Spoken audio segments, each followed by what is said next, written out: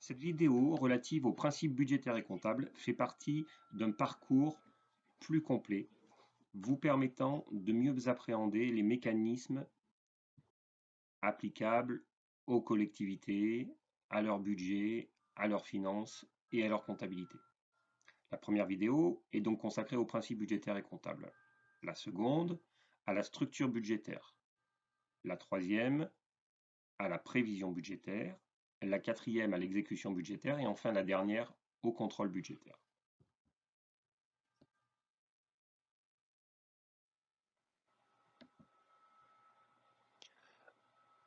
Un autre des principes budgétaires est l'annualité budgétaire. L'annualité budgétaire signifie qu'un budget doit être voté pour une année civile et doit s'exécuter dans l'année civile, c'est-à-dire du 1er janvier au 31 décembre. Il s'agit d'un enjeu démocratique, d'un enjeu de transparence. Les citoyens consentent à l'impôt. En vertu de la Déclaration des droits de l'homme et des citoyens, ils ont le droit de savoir ce qui a été fait avec leur argent. L'autorisation de dépenser est donnée pour 1 an à l'exécutif. L'exécutif gère durant l'année. À la fin de l'année, il rend des comptes et les citoyens peuvent consentir à nouveau à l'impôt pour l'année prochaine s'ils sont satisfaits de ce qui a été fait avec leur argent. Bien sûr, vous sentez que c'est tout théorique. Mais en tout cas, le principe de l'annualité budgétaire a cette référence à la Déclaration des droits de l'homme et du citoyen et au consentement à l'impôt.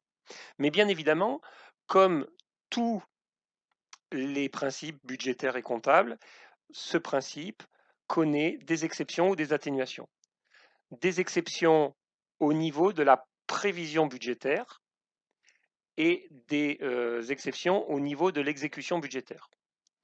En matière de prévision budgétaire, une première exception peut être mentionnée si l'on considère que le budget se prévoit du 1er janvier au 31 décembre, mais que les collectivités locales disposent d'un délai supplémentaire pour voter leur budget, puisqu'elles ont jusqu'au 15 avril pour voter leur budget. En d'autres termes, même si le budget qui est voté courant mars ou courant avril est voté tardivement, il n'en reste pas moins que les prévisions budgétaires qui sont intégrées dans ce budget couvrent la partie d'année qui va du 1er janvier au 31 décembre. Mais il est vrai quand même que par dérogation à ce principe, les budgets ne sont pas votés au 1er janvier, mais sont votés au cours du premier trimestre. Deuxième exception. En cours d'année, pour modifier le budget, les assemblées délibérantes peuvent adopter des décisions modificatives.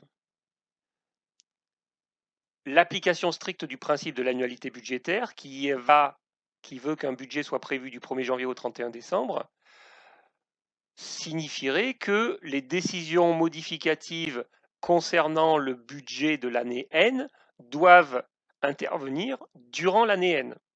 Eh bien, il y a une exception, parce qu'il est possible, durant le mois de janvier N+1, jusqu'au 21 janvier,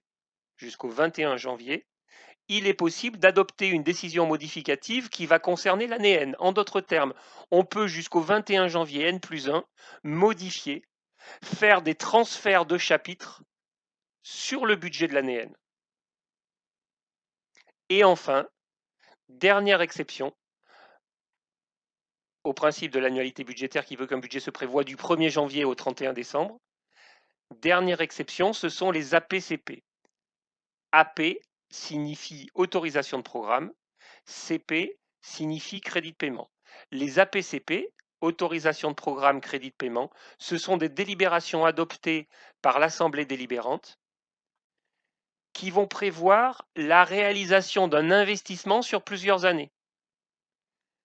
C'est en quelque sorte une autorisation budgétaire qui est donnée à l'exécutif de réaliser une opération d'investissement sur plusieurs années, par dérogation au principe de l'annualité budgétaire qui veut qu'un budget, une autorisation budgétaire, ne vale que pour une seule année.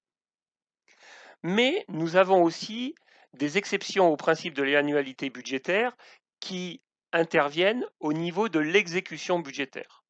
Normalement, un budget devrait se terminer, on ne devrait plus pouvoir dépenser d'argent sur une année N après le 31 décembre si on appliquait strictement le principe de l'annualité budgétaire.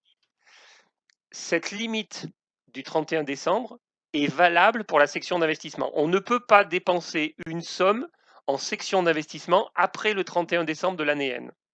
En revanche, en fonctionnement, nous avons une règle différente. Et nous pouvons en fonctionnement dépenser durant le mois de janvier N+1 sur le budget de l'année N des dépenses qui concernent l'année N. Ça s'appelle la journée complémentaire.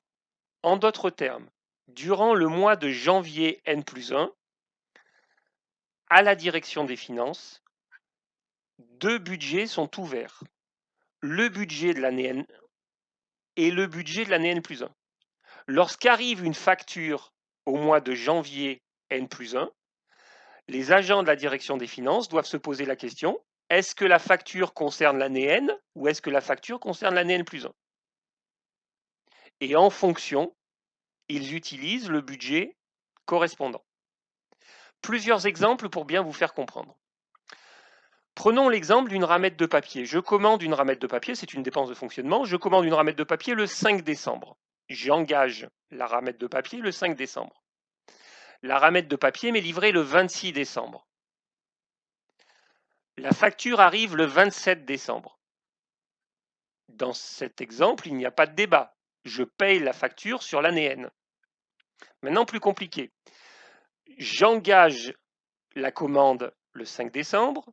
Je suis livré le 26 décembre, rien n'a changé. Mais en revanche, la facture arrive le 12 janvier.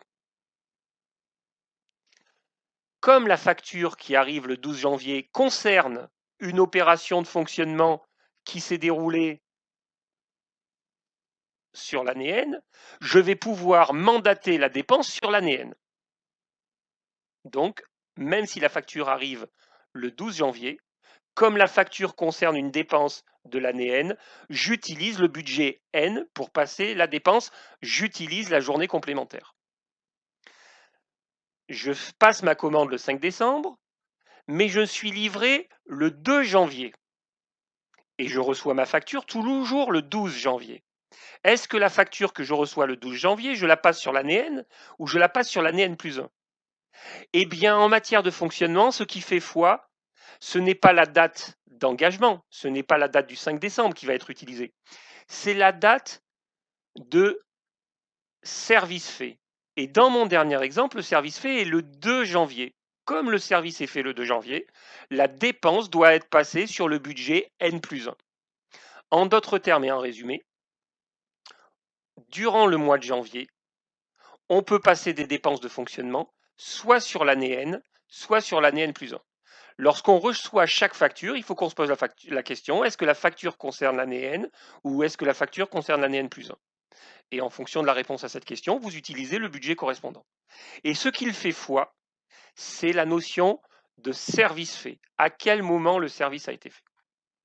En résumé, l'annualité budgétaire veut que l'on prévoie et que l'on exécute un budget dans le cadre d'une année civile, pour des raisons démocratiques, pour des raisons de transparence, pour permettre plus facilement de rendre des comptes aux citoyens. Mais bien évidemment, il y a quelques exceptions à ce principe-là, et des exceptions qui permettent d'assurer la continuité du service public, des exceptions qui permettent d'assurer l'efficacité de la gestion de nos collectivités.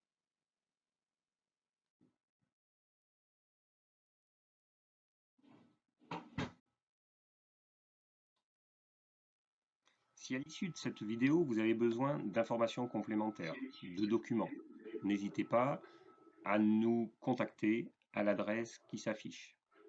De la même façon, Finance Territoriale a digitalisé l'ensemble des formations inscrites à son catalogue. Elle peut donc très facilement répondre à vos attentes et vous proposer des formations à distance ou mixtes, à distance en présentiel ou complètement en présentiel, à des tarifs optimisés par rapport aux tarifs des autres sociétés de formation. Au-delà de ces formations inscrites au catalogue, la méthodologie que nous mettons en œuvre et le très large réseau de nos intervenants nous permet, toujours à des coûts optimisés, de vous proposer à distance ou mixte n'importe quelle formation relative à la gestion des collectivités ou au management public. Finances, marché public, ressources humaines, management, intercommunalité, gestion des services publics et bien d'autres thématiques encore. Chaque fois que vous avez un besoin en matière de formation, n'hésitez pas à nous solliciter.